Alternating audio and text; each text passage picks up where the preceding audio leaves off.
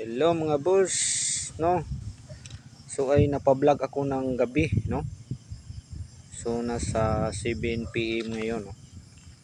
So papakita ko lang sa inyo ang aking trial and error na re-research, okay, sa aking backyard farming na Rhode Island Red. So papasok tayo. Okay? So ayan, mayroon ditong nakadapo na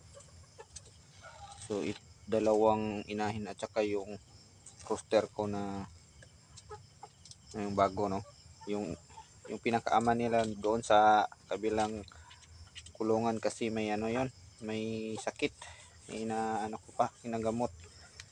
So ngayon, so ito kasi yan paggabi, ayan yan, paggabi ay naka-close ang curtain, no, both side yan, no. Yan dito din, no, yan natin, both side talaga yan, ayan. Ayan. Eh, kasi malamig ngayon, December 1st. Okay. So dito tayo. Ito yung ating topic. So napa-vlog tayo ng gabi. So ito ay 8 na lang kasi yung dalawa ay nagkasakit din ay doon sa kulungan. Separate agad pag may sakit at gagamutin talaga. Maano naman 'yun.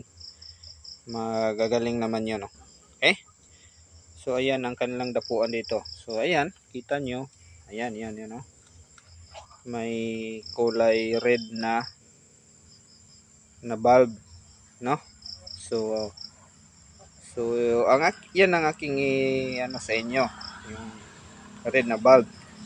So basis kasi sa aking research, no, nagre-research din tayo para daw yan sa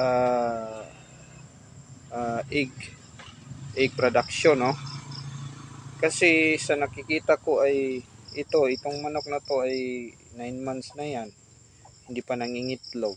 Kasi yung red light daw ay nag-cause diyan yun ng hormone nila na itlog, no, egg production daw. Okay, base sa aking research. Sa tuwing gabi lang yan aking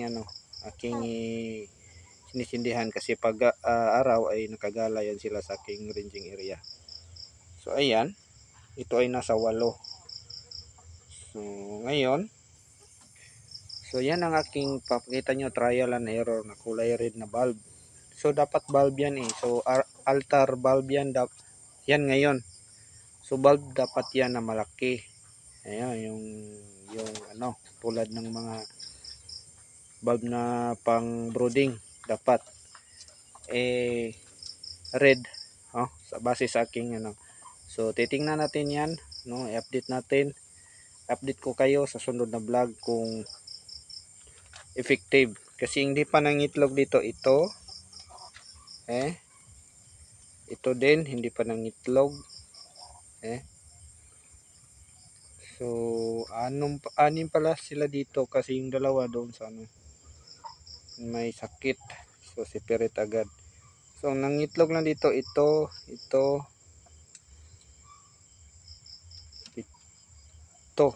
yun. Ang hindi nangitlog dito 3. So nakita natin ay yan matured na yan sila, 8 months na yan, ayan, no. So ayan, no. So ngayon, so ayan lang muna, no. So hopefully na makatulong yan. So nasa 1 watt lang yan 1 watt lang yan aking bulb, altar bulb yan yung kulay red. So try ko yan kasi base sa aking research mag daw yan, daw ang hormone ng manok ay maagang mapaitlog. So dapat ay mapaaga ko itong mapaitlog kasi hindi ko na kaya yung yung gastusin sa patuka.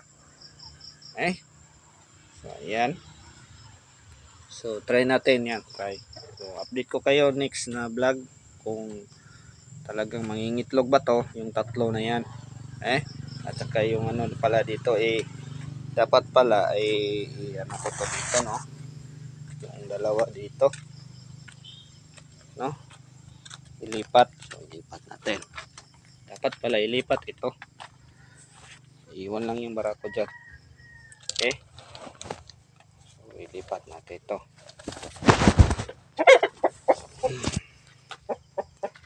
Okay, so maglilipat tayo ng ano pala, pullets.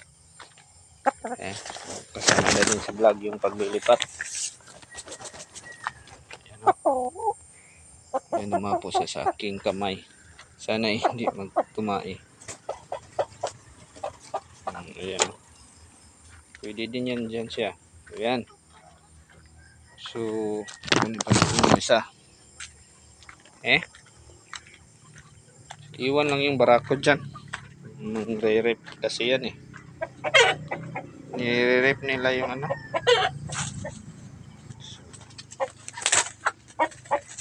Yan. Dalawa sila. Ayan, mayroong isa doon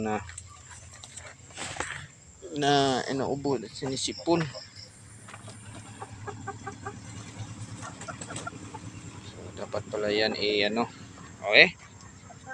Walo na sila. So, ayan. Purpose dyan, yung ilaw na yan, sana ay may itlog na tayo para may pang ano tayo, pabili ng patoka. So dami kong order, hindi ko maibigay agad kasi sa 10 ay 4 lang ng itlog.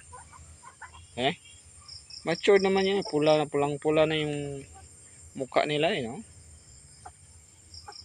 So try natin na technique na yan, okay, hanggang sa susunod na vlog mga boss, so ayan, update ko kayo sa next vlog na kung ito ay effective, ito ay failed, so magagastos tayo ng kuryente o konti lang naman Sige, susunod pagkita ko sa inyo itong aking update kung mga 1 month yata, December ngayon, mga January, ipakita ko din sa inyo kung effective talaga, okay. Sa mga bago pa dyan, mga napanood itong aking vlog, Entrepinoy TV, ay naglalambing sa inyo na mag-subscribe kayo sa aking channel para updated kayo, So ang hilig natin ay pagmamanok, Rhode Island Red laying purpose. Okay? So at meron din akong alternative na vlog na chicharon, macaroni chicharon. Okay, so hanggang sa susunod na episode, good night at ingat po tayo lahat mga boss. Okay.